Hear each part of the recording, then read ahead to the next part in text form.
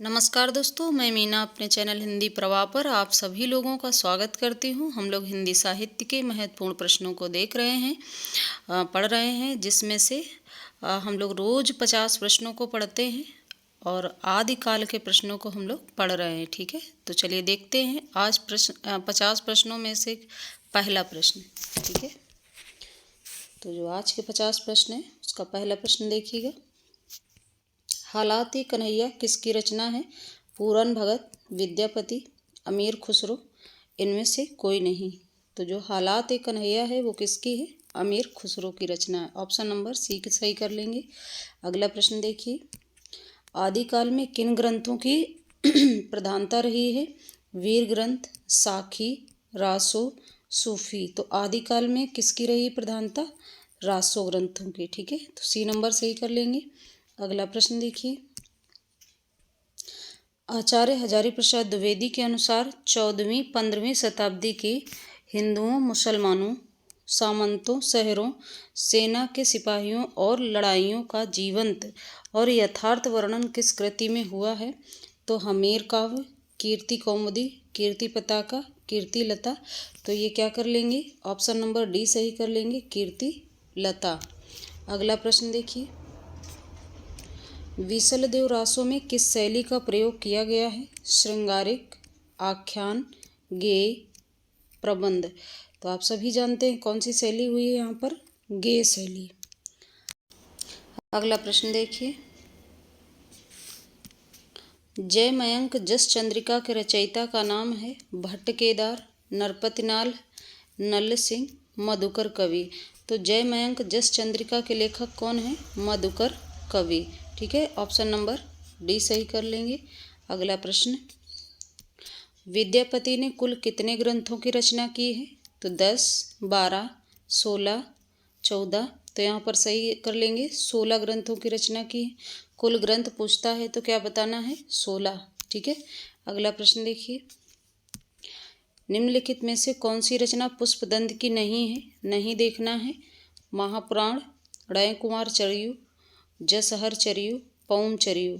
तो पौम चरियु इनकी रचना नहीं है। ठीक है, अगला प्रश्न देखिए, निम्नलिखित में कौन शिलांकित कृति है? पाहुड़ दोहा, राउरवेल, प्राकृत पैंगलम, वर्ण रत्नाकर। तो यहाँ जो शिलांकित है वो कौन है? राउरवेल है, रोड़ा कवि की रचना है। अगला देखिएगा, शालिभद्र सूरी की रचना का नाम है? नेमिनाथ रास, बरतेश्वर बाहुबली रास, सुमत गणि रास, जय मयंक जस चंद्रिका। तो शालिभद्र सूरी की रचना का क्या नाम है? तो इनकी रचना का नाम है भरतेश्वर बाहुबली रास। ठीक है, अगला प्रश्न देखिए, उपदेश रसायन के रचयिता कौन है? जिनदत्त सूरी, जिनधर्म सूरी, शालिभद्र सूरी, धनपाल। तो उपदेश रसायन जो रचना है वो किसकी है? जिनदत्त सूरी की। ऑप्शन नंबर ए सही कर लेंगे। अगला प्रश्न देखिए, निम्नलिखित में किस कवि को अपभ्रंश का वाल्मीकि कहा जाता है? अपभ्रंश का वाल्मीकि कहा जाता है सराहपा को, पुष्पदंत को, स्वयंभू को, हेमचंद्र को। तो अपभ्रंश का जो वाल्मीकि कहा जाता है वो किसको कहा जाता है? स्वयंभू को कहा जाता है। अगला प्रश्न देखिए, किस कवि को अभिनव जयदेव नाम से जाना जाता है? विद्यापति, भवभूति, नरसिंह मेहता, रविदास। तो यहाँ पर अभिनव जयदेव के नाम से जो जाना जाता है वो किसको जाना जाता है? तो ये जाना जाता है विद्यापति को। ठीक है, अगला प्रश्न देखिए, निम्न में से कौन सी रचना व्याकरण ग्रंथ है? क्या पूछा जा रहा है? व्याकरण ग्रंथ पूछा जा रहा है। कीर्ति पताका, चर्यापद, उक्ति व्यक्त प्रकरण और वर्ण रत्नाकर। तो जो व्याकरण ग्रंथ है वो कौन है? उक्ति व्यक्त प्रकरण। ठीक है, अगला देखो, प्रबंध चिंतामणि के रचयिता का नाम है? दामोदर पंडित, कवि आसगु, रोड़ा कवि, मेरुतुंग। तो जो प्रबंध चिंतामणि है वो किसकी रचना है? मेरुतुंग की है। तो ऑप्शन नंबर डी सही कर लेंगे। अगला प्रश्न देखिए, रचना काल की दृष्टि से निम्नलिखित कवियों में से सही अनुक्रम बताना है। तो देखिए, पुष्पदंत, अद्यह्यमाण, स्वयंभू, हेमचंद्र, अद्यह्यमाण, हेमचंद्र, स्वयंभू, पुष्पदंत, स्वयंभू, पुष्पदंत, अद्यह्यमाण, हेमचंद्र, हेमचंद, स्वयंभू, पुष्पदंत, अद्यह्यमाण। तो यहाँ पर क्या कर लेंगे, सी नंबर सही कर लेंगे। ठीक है, अगर हम बात करते हैं, देखिएगा, स्वयंभू की बात करते हैं। ठीक है, स्वयंभू की,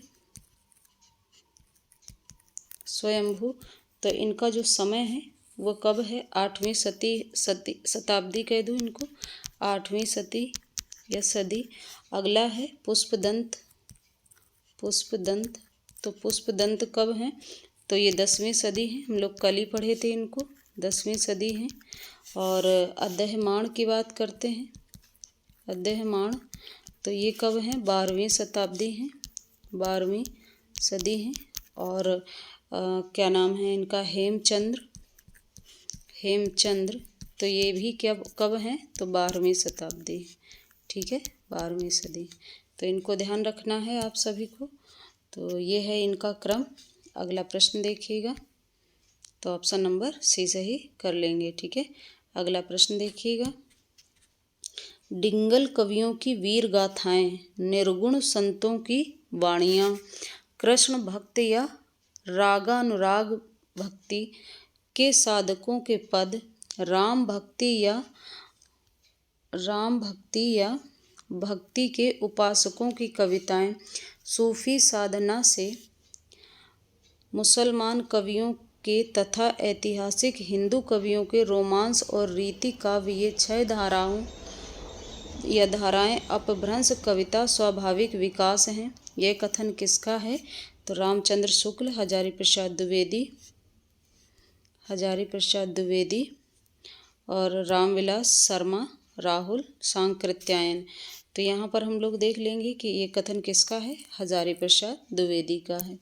अगला प्रश्न देखिए, कुंडलिनी के उद्बुद्ध होने पर जो स्फोट होता है उसे कहते हैं नाद, बिंदु, प्रकाश, सिद्धि।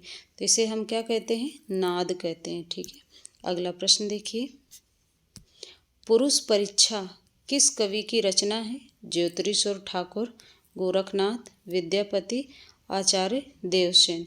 तो ये जो पुरुष परीक्षा है वो किसकी रचना है, तो ये है विद्यापति की रचना है। ठीक है, अगला प्रश्न देखो, निम्नलिखित में कौन सा विद्वान पृथ्वीराज रासो को सर्वथा अप्रामाणिक ग्रंथ मानने वालों में शामिल नहीं है, वो उसको बताना है जो अप्रामाणिक नहीं मानते हैं, उनको बताना है। रामचंद्र शुक्ल, मोहनलाल विष्णुलाल पांड्या, गौरीशंकर, हीराचंद ओझा, डॉक्टर वूलर। तो कौन नहीं मानते हैं, तो मोहनलाल विष्णुलाल पांड्या इसको अप्रामाणिक नहीं मानते हैं पृथ्वीराज रासो को। तो ये फिर मानते क्या हैं, ये प्रामाणिक मानते हैं। ठीक है, क्या मानते हैं, प्रामाणिक ग्रंथ मानते हैं। अगला प्रश्न देखिए, निम्नलिखित कवियों का सही कालक्रम बताइए। तो सरहपा, सोमप्रभ सूरि, गोरखनाथ, हेमचंद्र, गोरखनाथ, सोमप्रभ सूरि, सरहपा, हेमचंद्र, सरहपा, गोरखनाथ, हेमचंद्र, सोमप्रभ सूरि, सोमप्रभ सूरि, गोरखनाथ, सरहपा, हेमचंद्र। तो यहाँ पर जो ऑप्शन सही हो जाएगा वो कौन सा सही हो जाएगा, सरहपा। सरहपा की बात करते हैं अगर, सरहपा, तो इनका जो समय है वो है 769 ईस्वी। ठीक है, और गोरखनाथ की बात करते हैं, गोरखनाथ, ठीक है, गोरखनाथ, तो इनका जो समय है 845 है ईस्वी में देखना है। अगले हैं हेमचंद्र, हेमचंद्र, तो इनका जो समय है वो 1088 माना गया है ईस्वी में। और हैं अंतिम है सोमप्रभ सूरि, सोमप्रभ सूरि, ठीक है, सूरि, तो इनका जो समय है 1184 ईस्वी माना गया है। तो याद रखें इनको समय के साथ। ठीक है, क्रम पूछा गया है। अगला प्रश्न देखिए, आल्हा किस ऋतु में गाया जाता है? ग्रीष्म ऋतु, शरद ऋतु, वर्षा ऋतु, बसंत ऋतु। तो आल्हा किस ऋतु में गाया जाता है? शरद ऋतु में गाया जाता है। किस में गाते हैं इसको? एक मिनट, वर्षा ऋतु में। लगाया सही था लेकिन बोला गलत था, तो कौन सा है? वर्षा ऋतु कर लेंगे। अगला प्रश्न देखिए, 12 बरस लो कुकुर जीवे और 13 ल जियो सियार, यहाँ सियार है, और बरस 18 छत्री जीवे आगे जीवन को धिक्कार। ये पंक्तियाँ किस रासो काव्य की हैं? खुमाण रासो, पृथ्वीराज रासो, हमीर रासो, परमाल रासो। तो जो ऑप्शन है यहाँ पर वो क्या हो जाएगा? डी सही हो जाएगा। यहाँ कौन सा सही हो जाएगा? डी सही हो जाएगा। परमाल रासो किसकी रचना है? जगनिक की। ठीक है, अगला प्रश्न देखिए, आदिकालीन साहित्य में वीर रस की रचनाओं में किस भाषा का प्रयोग किया गया है? पिंगल, बुंदेली, डिंगल, प्राकृत। तो आदिकाल में जो वीर रस की रचनाएं थी उसमें डिंगल भाषा का प्रयोग किया गया। ऑप्शन नंबर सी सही कर लेंगे। अगला प्रश्न देखिए, शब्दानुशासन के लेखक हैं रामचंद्र शुक्ल, हेमचंद्र, सरहपाद, स्वयंभू। शब्दानुशासन जो रचना है वो किसकी है? तो हेमचंद्र की रचना है। ठीक है, ऑप्शन नंबर बी सही कर लेंगे। अगला प्रश्न देखो, इनमें से कौन सा युग्म संगत है? बीसल देव रासो, नरपतिनाल, खुमाण रासो, जगनिक, विजयपाल रासो, चंद्रबरदाई, परमाल रासो, दलपति विजय। तो यहाँ पर क्या कर लेंगे, जो सही है वो कौन है? तो सही वाला तो आपका है बीसल देव रासो, नरपतिनाल। अच्छा, और ये सभी क्या हैं? ये गलत हैं। ठीक है, और खुमाण रासो लिखा किसने है? तो ये लिखा है दलपति विजय ने, दलपति विजय ने लिखा है। ठीक है, और अगर विजयपाल रासो की बात करते हैं तो ये लिखा है आपके नल्ल सिंह ने, नल्ल सिंह ने, ऐसे नल्ल सिंह ने लिखा है। और अगर बात करते हैं परमाल रासो की तो परमाल रासो लिखा है जगनिक ने। ठीक है, आगे, और चंद्रबरदाई का जो ग्रंथ है वो कौन सा है? तो वो है पृथ्वीराज रासो। ठीक है, अगला बढ़ते हैं। अगला प्रश्न देखिए, रासो शब्द की उत्पत्ति रसायन से किसने मानी है? गारसा दातासी, पंडित राम नारायण दुगड और रामचंद्र शुक्ल, पंडित हरप्रसाद शास्त्री। तो यहाँ पर जो रसायन से मानी है वो किसने मानी है? रामचंद्र शुक्ल ने मानी है। ठीक है, अगला प्रश्न देखिए, फिर से मिलान करने का प्रश्न है, मतलब क्रम बताने का प्रश्न है, मिलान के लिए नहीं, क्रम बताने के लिए है। आदिकालीन रचनाओं का सही अनुक्रम कौन सा होगा? भरतेश्वर बाहुबली रास, स्थूलभद्र रास, नेमिनाथ रास, संगीत रत्नाकर।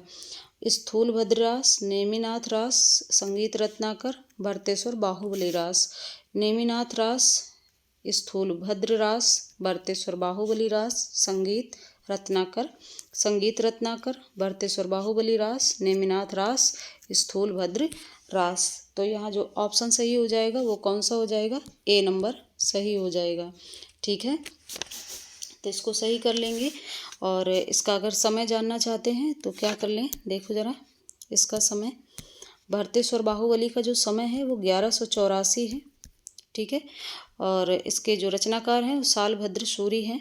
ठीक है, और अगला देखते हैं स्थूलभद्र रास का, ये 1209 है इसका समय।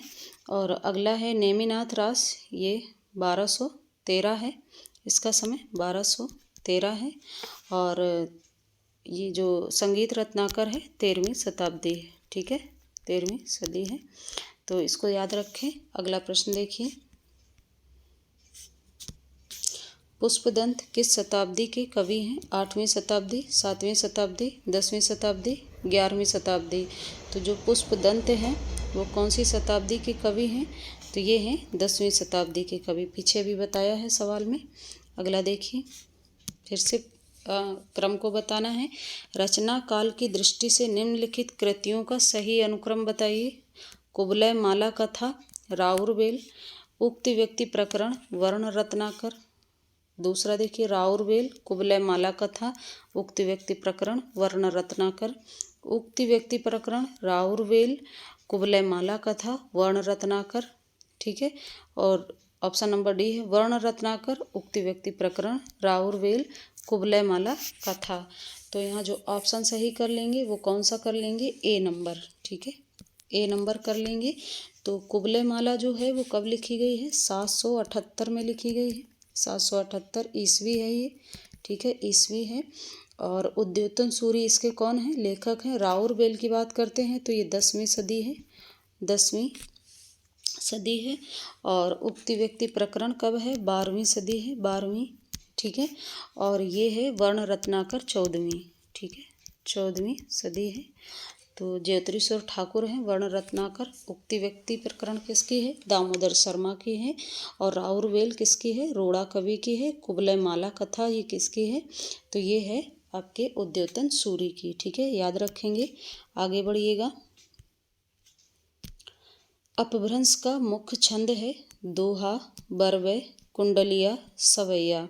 तो जो अपभ्रंश का है मुख्य छंद कौन सा है, तो वो है आपका दोहा। ठीक है, अगला प्रश्न देखिए। परमात्म प्रकाश के रचनाकार हैं राम सिंह, योगेंद्र या जोइंदु, हेमचंद्र, मेरुतुंग। परमात्म प्रकाश के रचनाकार बताना है, तो यहाँ पर हम लोग कर लेंगे ऑप्शन नंबर बी, जोइंदु। ठीक है, अगला प्रश्न देखिए। अगला है काल के अनुसार निम्नलिखित कृतियों का सही अनुक्रम बताना है।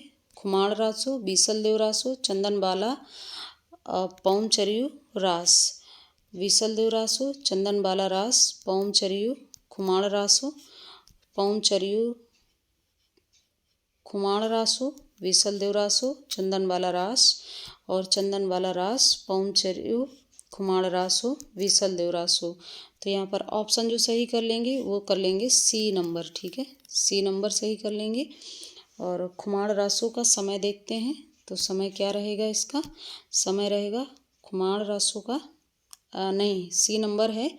तो सी में से पौमचरियु जो है, पौमचरियु कब है, 8वीं सदी लिख लेंगे यहाँ पर, 8वीं। ठीक है, 8वीं सदी है।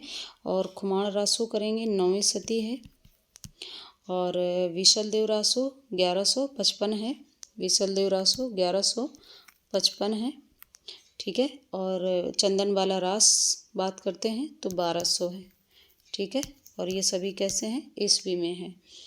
ठीक, अगला प्रश्न देखिएगा। तो ऑप्शन नंबर सी सही कर लेंगे।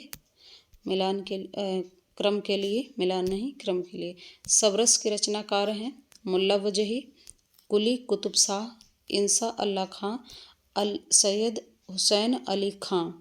तो जो सबरस है वो रचना किसकी है, तो ये मुल्ला वजही की है।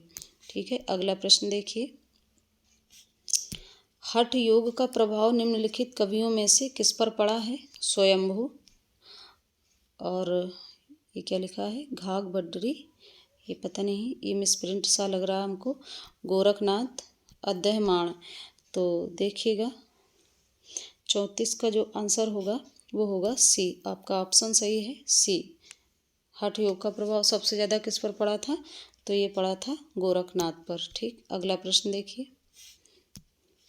मैथिली हिंदी में रचित गद्य की पहली पुस्तक है उक्ति व्यक्ति प्रकरण, और वर्ण रत्नाकर, राउरवेल, वसंत विलास। तो जो मैथिली हिंदी में रचित गद्य की पहली पुस्तक है वो कौन है, तो वो है आपकी वर्ण रत्नाकर। ऑप्शन सोचा करिए इसको तब तक। तो क्या होगी, वर्ण रत्नाकर है, बी नंबर। अगला प्रश्न देखिए। रचनाकाल की दृष्टि से निम्नलिखित कृतियों का सही अनुक्रम है दोहा कोश, श्रावकाचार, संदेश रासक, कीर्तिलता। दूसरा ऑप्शन देखिए बी नंबर, दोहा कोश, संदेश रासक, श्रावकाचार, कीर्तिलता। संदेश रासक, दोहा कोश, कीर्तिलता, श्रावकाचार, दोहा कोश, श्रावकाचार, कीर्तिलता, संदेश रासक। तो इसमें जो ऑप्शन सही हो जाएगा वो कौन सा सही हो जाएगा, ए नंबर, दोहा कोश, श्रावकाचार, संदेश रासक। ठीक है, तो इसका कौन सा सही कर लेंगे, ए सही कर लेंगे। अच्छा, दोहा कोश जो है लिखी कब गई है ये, तो इसे देख लीजिए। इसका समय अगर हम बात करते हैं तो ये कब है? 8वीं सदी है दोहा कोश। और रचना किसकी है? सरहपा की है। श्रावकाचार 933 है। ठीक है, कब है? 933 है, ईस्वी में है, याद रखें। और 12वीं से 13वीं सदी, ये कौन है? 12वीं से 13वीं सदी है किसके? संदेश रासक की। और कीर्तिलता 1323। ठीक है, कब है? 1323 ईस्वी को है। तो याद रखिए इनके समय को। कीर्तिलता किसकी है? विद्यापति की रचना है। संदेश रासक किसकी है? अब्दुल रहमान की रचना है। श्रावकाचार किसकी है? तो देवसेन की है। दोहा कोश किसकी है? तो सरहपा की है। क्लियर है? अगला बढ़िए, आगे प्रश्न देखिए। सिद्धों की साधना में शून्य का पूरक तत्व था वज्र, अग्नि, चित्र, ज्ञान। तो क्या था? यहाँ कर लेंगे ज्ञान है। डी नंबर ऑप्शन सही कर लेंगे। शून्य का पूरक तत्व क्या था? ज्ञान था। अगला प्रश्न देखिए। कालक्रम की दृष्टि से इनमें से सबसे पुराने कवि हैं तुलसीदास, सूरदास, बिहारी, विद्यापति। कालक्रम की दृष्टि से इनमें से सबसे पुराने जो कवि हैं वो कौन हैं? तो वो हैं आपके विद्यापति। ठीक है, विद्यापति हैं। विद्यापति का जो समय है वो कितना है? 1350 है, 1350 ईस्वी है। सूरदास की अगर बात करते हैं तो 1478 से और 78 याद रखिएगा। और तुलसीदास की बात, सॉरी यहाँ तो सूरदास पर आइए। बिहारी को देख लीजिए पहले। बिहारी है 1500, ये 95 है। ठीक है, ईस्वी में। और सूरदास की बात करते हैं तो 1478 हैं। और तुलसीदास की बात करते हैं तो तुलसीदास हैं 1532। ठीक है, 1532 ईस्वी है। ये सभी किस में है? ईस्वी में है। तो सबसे पुराने की अगर बात करते हैं तो ये है 1355। ठीक है, कौन है? 1350, 50 याद रखिए, 55 नहीं, 1350। कौन है? विद्यापति है ईस्वी में। अगला देखिए। किस ग्रंथ में चंद्रवरदाई को छप्पयों का राजा कहा गया है? शिव सिंह सरोज में, पृथ्वीराज रासो में, मुंज रासो में, इनमें से कोई नहीं। तो ऑप्शन नंबर क्या कर लेंगे? शिव सिंह सरोज में। इसमें छप्पयों का राजा किसको कहा गया है? चंद्रवरदाई को। अगला प्रश्न देखिए। आदिकालीन काव्य ग्रंथों में कथा कहने की परंपरा को लक्ष्य करके पृथ्वीराज रासो के संदर्भ में किस आलोचक ने लिखा है? कथा की परीक्षा इतिहास की दृष्टि से नहीं, काव्य की दृष्टि से होनी चाहिए। पुरानी कथाएं काव्य ही अधिक हैं और इतिहास वे एकदम नहीं हैं। तो मुनिजन विजय, राहुल सांकृत्यायन, हजारी प्रसाद द्विवेदी, विश्वनाथ प्रसाद मिश्र। तो कौन सा ऑप्शन सही कर लेंगे यहाँ पर? हजारी प्रसाद द्विवेदी इन्होंने कहा है, ये कथन दिया है। अगला प्रश्न देखिए। निम्नांकित में से सिद्ध साहित्य के विषय में कौन सा कथन सत्य नहीं है? सिद्ध साहित्य का झुकाव सहज साधना की ओर है। सिद्ध साहित्य के प्रथम कवि सरहपा हैं। सिद्ध साहित्य की रचना चर्या पदों तथा दोहों में हुई है। सिद्ध साहित्य का प्रणयन पिंगल भाषा में हुआ है। तो ऑप्शन नंबर यहाँ कर लेंगे डी। ठीक है, ये ऑप्शन क्या है? गलत है। सिद्ध साहित्य का प्रणयन पिंगल भाषा में हुआ है, जबकि यहाँ क्या हुआ था? संध्या भाषा में हुआ था। ठीक है, संध्या या संध्या। कौल ज्ञान निर्णय के रचनाकार हैं गोरखनाथ, जालंधरनाथ, मत्स्येंद्रनाथ, गोपी चंद्र। तो कौल ज्ञान निर्णय जो रचना है वो किसकी है? तो ये है मत्स्येंद्रनाथ की। ठीक है, अगला प्रश्न देखिए। निम्नलिखित में से अपभ्रंश प्रभावित हिंदी रचना कौन सी है? खुमाण रासो, ढोला मारूरा दोहा, भारतेश्वर बाहुबली रास, जय मयंक, जस चंद्रिका। तो अपभ्रंश प्रभावित हिंदी रचना कौन सी है? तो यहाँ हम लोग कर लेंगे ऑप्शन नंबर सी सही कर लेंगे, भारतेश्वर बाहुबली रास। ठीक है, अगला प्रश्न देखिए। 44 नंबर है ये। ठीक है, आदिकालीन हिंदी काव्यधारा में उपलब्ध नहीं है जैन साहित्य, सिद्ध साहित्य, सिख साहित्य, नाथ साहित्य। तो आदिकाल में कौन उपलब्ध नहीं है? सिख साहित्य उपलब्ध नहीं है। तो ऑप्शन नंबर सी सही कर लेंगे। अगला प्रश्न देखिए। आदिकालीन साहित्य का प्रमुख रस है शांत, हास्य, करुण, वीर। तो आदिकाल में जो प्रमुख रस था वो कौन था? वीर रस था। ठीक है, अगला प्रश्न देखिए। अपभ्रंश का वाल्मीकि किसे कहा जाता है? पुष्पदंत को, धनपाल को, शालभद्र सूरि को, स्वयंभू को। तो अपभ्रंश का वाल्मीकि किसे कहते हैं? स्वयंभू को कहते हैं। अगला प्रश्न देखिए। चंद्रवरदाई किसके दरबारी कवि थे? महाराज हम्मीर के, महाराज बीसलदेव के, महाराणा प्रताप के, महाराज पृथ्वीराज चौहान के। तो चंद्रवरदाई जो दरबारी कवि किसके थे? तो पृथ्वीराज चौहान के थे। ऑप्शन नंबर डी सही कर लेंगे। अगला प्रश्न देखिए। स्वयंभू को हिंदी का प्रथम कवि माना है? रामकुमार वर्मा ने, रामचंद्र शुक्ल ने, हजारी प्रसाद द्विवेदी ने, राहुल सांकृत्यायन ने। तो स्वयंभू को हिंदी का प्रथम कवि किसने माना है? तो ये आपको बताना है। ए नंबर और रामकुमार वर्मा ने। ठीक है, अगला प्रश्न देखिए। सिद्धों में प्रचलित महामुद्रा शब्द का अभिप्राय है? सिद्धि हेतु आसन का एक रूप, सिद्धि हेतु की जाने वाली एक क्रिया, सिद्धि प्राप्त हेतु स्त्री संसर्ग और सिद्धि प्राप्त हेतु स्त्री से विरक्ति। तो सिद्धि प्राप्त हेतु स्त्री संसर्ग, यहाँ पर ऑप्शन सी सही कर लेंगे। ठीक है, अगला प्रश्न देखिए।